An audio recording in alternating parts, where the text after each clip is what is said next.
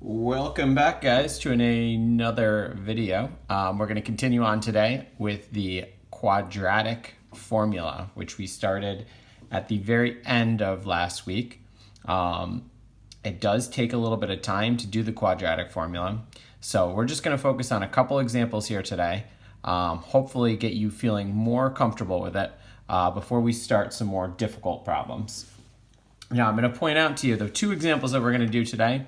You could solve by factoring, which would actually probably be quicker. But I really want you to focus on being able to do the quadratic formula, because in the next few days, you're going to see some problems that it's not going to be possible to solve by factoring, and you're going to have to use the quadratic formula. So hopefully we can get comfortable using the quadratic formula now, so that when those examples occur, we know what to do. All right, so for those of you that forgot, our quadratic formula when we're trying to solve these is x equals negative b plus or minus the square root of b squared minus 4ac divided by 2a. And remember, when we're talking about quadratics, our standard form is ax squared plus bx plus c. So in this example, you should be able to clearly see here that our a is 5, our b is 6, and our c is 1. And so we're going to see if by using the quadratic formula, we can figure out what x is going to equal. All right, so let's plug those values in. So we're going to have x equals negative b, so we're going to keep our negative, and our b here is 6. So it's negative 6 plus or minus the square root. B is 6, so 6 squared minus 4. My a here is going to be 5, and my c is going to be 1, all divided by 2 times a, which again is 5. So now I've got negative 6 plus or minus the square root of 6 squared minus 4 times 5 times 1 divided by 2 times 5. So my suggestion is, when we're doing these types of problems, is once you get to this point, just take care of what's inside this square root to start with. So just do 6 squared minus 4 times 5 times 1 in your calculator. Forget about the square root being there. We'll take care of that in a minute. So if we do that, we've got x equals negative 6 plus or minus, got the square root here.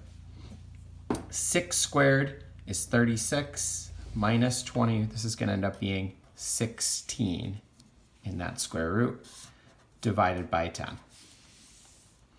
Now our next step, and this is what makes this problem a little bit easier, is we need to get rid of this square root. We have to simplify that. Now it's not always going to simplify nicely, but in this case we have a perfect square.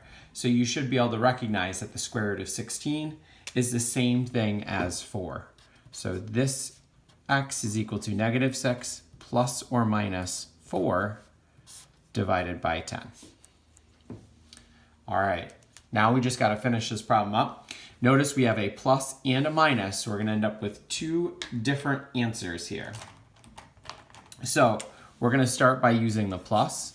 So I'm going to do negative 6 plus 4, which is negative 2, divided by 10. So I get x equals negative 2 divided by 10.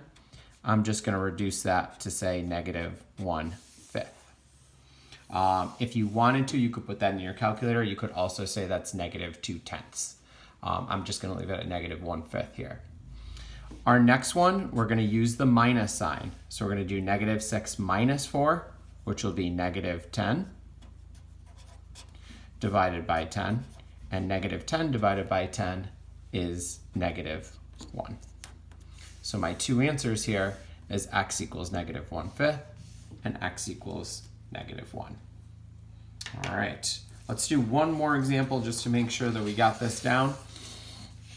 do a little bit more practice. So this time we have x squared plus 3x minus 4 is equal to 0. So I'm going to start by writing out that quadratic formula again.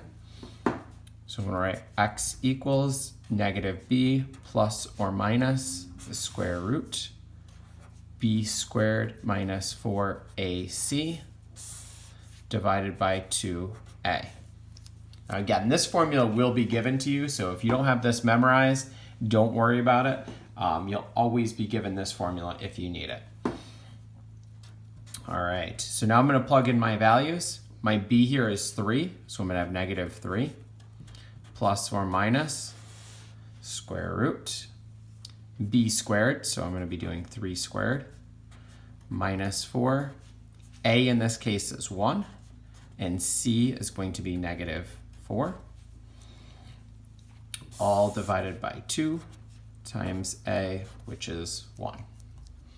All right, so just like the last time, we're gonna just take care of what's inside this square root first. So we're gonna do 3 squared minus 4 times 1 times negative 4. This will help clear this problem up quite a bit. So we're gonna get x equals negative 3 plus or minus square root. And so in here I've got 3 squared minus 4 times 1 times negative 4. You can use your calculator to help you out there. This looks like it's going to be 25. And I'm going to divide that by 2. Now, again, we do know that the square root of 25 is 5.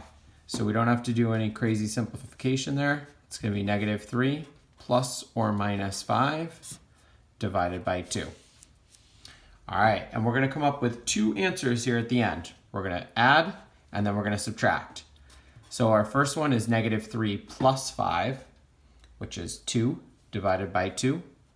That gives us the answer of 1. And for the next one, we're going to do negative 3 minus 5, which is negative 8, divided by 2, which is negative 4. So my answer here is 1 and negative 4. All right, hopefully these examples are helpful, and hopefully with the practice you'll find using the quadratic formula is becoming a little bit easier. All right, stay tuned for the next one.